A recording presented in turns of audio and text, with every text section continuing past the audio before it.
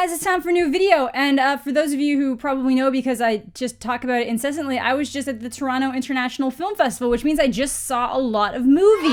And I figured since I saw so many movies and there's no way I was gonna make individual videos for every single movie that I saw, I figured I would make this one wrap-up video where I talk about all the movies in like sassy little ways. And we're gonna start from not necessarily the worst, just the ones that I got the least out of, and then we'll move our way up to the ones that I enjoyed the most. So let's get into it. Lucy in the Sky. There's something very interesting about the concept of going to space and then the whole world seeming so much smaller for astronauts once they get back. And as great as Natalie Portman's performance was, this movie did a horrible job capturing both that concept and the story that it was based off of. There were no diapers here. Zombie child. Surprise, the zombie was the product of colonialism all along. Emma. Lots of really interesting themes that ultimately left me feeling very uncomfortable. Human Capital. My love for Maya Hawke could not save this. It started very interesting and then kind of torpedoed. Apparently the 2013 Italian version is much better, so maybe just watch that. The Laundromat. There's probably a movie out there that mentions Meryl Streep that has more of an impact than her entire presence in this movie. Not everyone can make The Big Short, guys. The Color Out of Space. Nick Cage does Nick Cage things and alpacas. I didn't give a shit about anybody in this story. Saint Maud. Surprise! It's not God, it's just mental illness. It's a slow burn descent into madness with some really interesting themes, but it's ultimately kind of getting lost in the lineup of other things I watched. The Vigil. Say it with me. Continuous loud noises doesn't make things scary, and as someone who is basically a continuous loud noise, I would know. Though I am totally down for Jewish-inspired horror. Let's go. Endings Beginnings. Was this funded by the tobacco industry? While not perfect, I do appreciate this new trend of like post-adolescent coming of age stories, because I too am trying to get my shit together. I think the only notes I really remember taking about this movie were damn she a dick magnet and smoking and texting and driving. This bitch got a death wish. The personal history of David Copperfield. There was some bottle factory stuff. Some child abuse. I don't know what the point was. Harriet. Guys might have gone a little bit heavy-handed on the premonition stuff.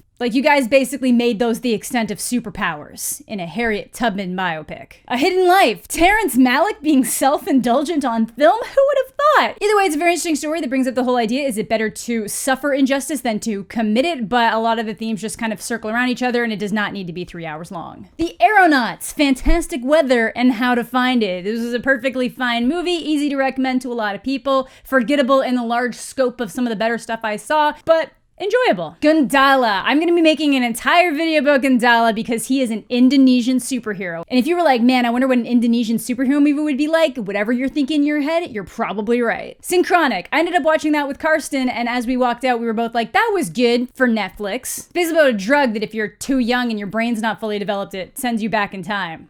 How to Build a Girl, based on a semi-autobiographical novel. Beanie Feldstein brings to life this teen music writer in just a crazy way. I think a lot of people are really going to connect with this movie, but my main takeaway is that I learned the term swashbuckler.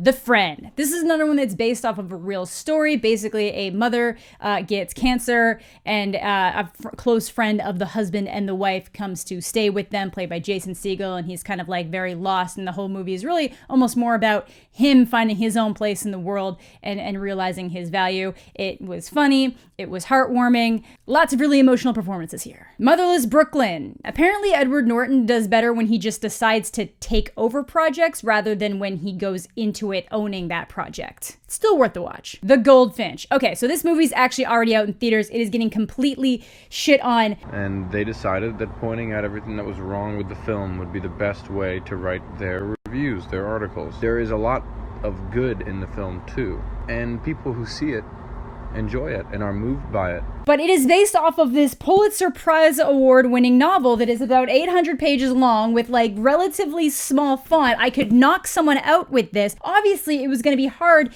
to tell this faithfully in the confines of a film. The movie either needed to be like an hour to 30 minutes longer, or it just needed to focus on one aspect of the story. But seeing as it is a Pulitzer Prize winning novel, you will assume that pretty much all of this information is important. I haven't read it yet. I bought it just to make this point. It wasn't that bad. It wasn't great, but it wasn't that bad. I was thinking of making a full review of it, but Karsten Runquist did, so go check it out. Bad education. Criminals, shockingly, go to great lengths to cover their crimes. If this wasn't based on a real story, I would say that this is like an alternate reality where Patrick Bateman from American Psycho decides to embezzle money rather than murder people. Just mercy. I caught Clemency at Sundance, which was also playing here, and these two kind of go together hand in hand with talking about the effects of death row on inmates and wrongful convictions. It was still a very, very good movie about a very important subject. It's still worth the watch. Heroic Losers. What an endearing story of just an entire community losing basically all of their money after a huge bank fraud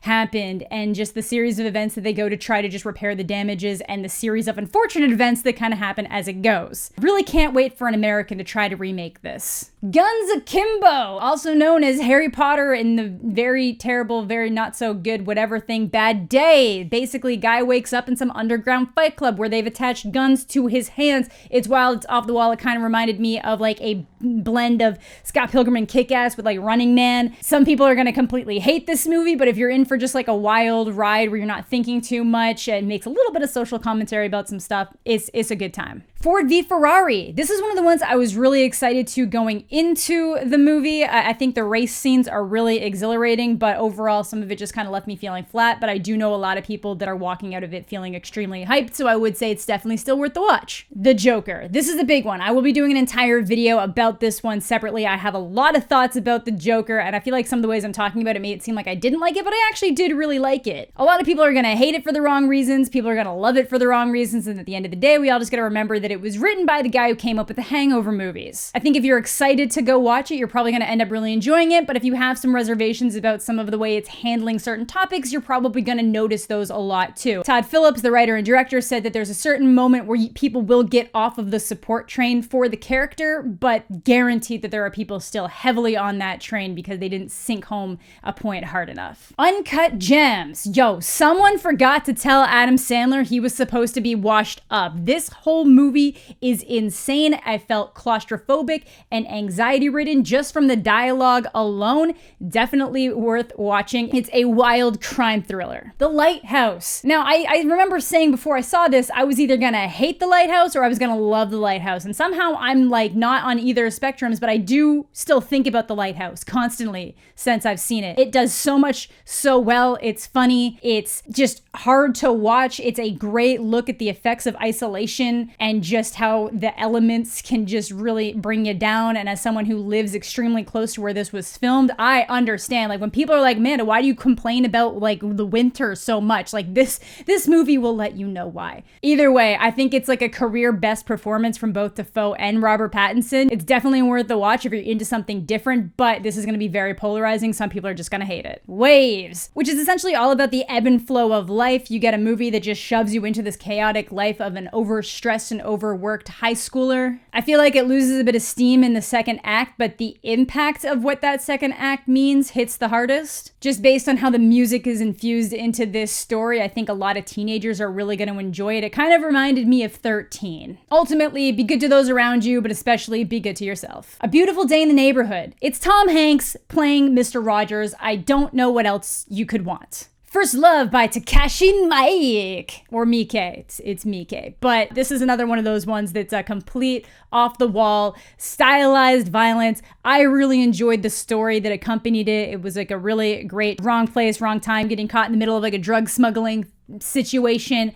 I really enjoyed this. I caught it at midnight and it kept me engaged the entire way through until like 2 o'clock in the morning. Knives Out, which I also like to call my parents' TIFF movie. This was the one that I would have the easiest time recommending to the largest group of people. It's a modern whodunit. It's got great comedy infused. It does keep you guessing the entire time. Every once in a while, it'll give you something where you think you know what's happening, but if you were kind of paying attention earlier, you might catch on that there's some other nuances, things going on in the background. It's really fun to watch, and I think the only people that are going to have problems with it are people that are looking to have problems with it because of who's involved with the project. Marriage Story. Okay, who gave this movie permission to be this good? Stunning performances from Adam Driver and Scarlett Johansson. Netflix, Who told you could be this good? Jojo Rabbit. I ended up catching Jojo twice because it was like my last movie slated for the festival based on tickets, but I couldn't wait any longer, so I went to one of the press showings, and press never cheers for anything, and press cheered for Jojo Rabbit. Again, I'll be doing an entire video about this one, but it was deeply enjoyable to me, though the joke of, Taika's Inglorious Moonrise Kingdom jokes that are happening are all very on point. Taika made this based on his mother's explanation of a book called Caging Skies, so while it is based on something, it has all of his own flair added into it, and you wouldn't think that a movie where, the director plays a young child's imaginary friend who is Hitler would work, but somehow this does. Some people don't like the fact that this was dealt with in a comedic way, but I think it's really important to tell these types of stories over and over and over again in ways that are going to reach different types of people, and some people will respond well to comedy, they'll respond better to comedy, and a great point is that comedy is one of the best ways to undermine this kind of hate because it just cuts the legs out from other people because the last thing they want is for people to laugh at them. I really loved it. I hope you guys do too. Honey Boy, I already saw this at Sundance, so go check my Sundance movie if you want to hear about Honey Boy, but we are in the La Bouffe-Naissance. Portrait of a Lady on Fire. I almost missed this, but then read the description and thought my friends were going to be in line, so I ran right back immediately and fell in love. This movie, it was stunning. It was heartbreaking. It was funny. It was just so captivating. The performances were amazing. I absolutely adored this movie. Again, some people just might not be into it, but everybody I know who saw it at the festival has given it a 5 out of 5. I loved it. It was great. And now we are down to my #1 movie of the festival, which will of course maybe get its own video, but it was my favorite one. It's Parasite. Now, Parasite's a movie that I want everybody to see, but I don't want anybody to look anything up about it at all. It's got a very distinct tone shift at one point, but this movie somehow manages to be a comedy, a drama, a horror, mystery, so many things just thrown into one movie. And I think that the more blind you go into it, the happier you'll be. The only thing I knew before I went into it was that a lot of people said they liked it and that I'd seen the poster. And the poster made me think it was a straight up horror. And then obviously when I looked it up, it had all the comedy tags on it and stuff too.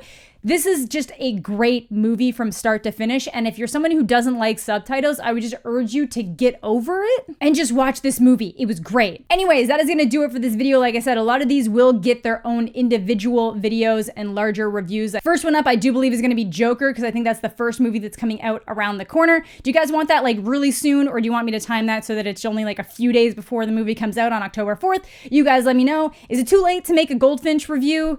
Also, let me know, but that is going to do for today's video. Thank you all so much for watching. Have a fantastic day, and we'll catch you all later.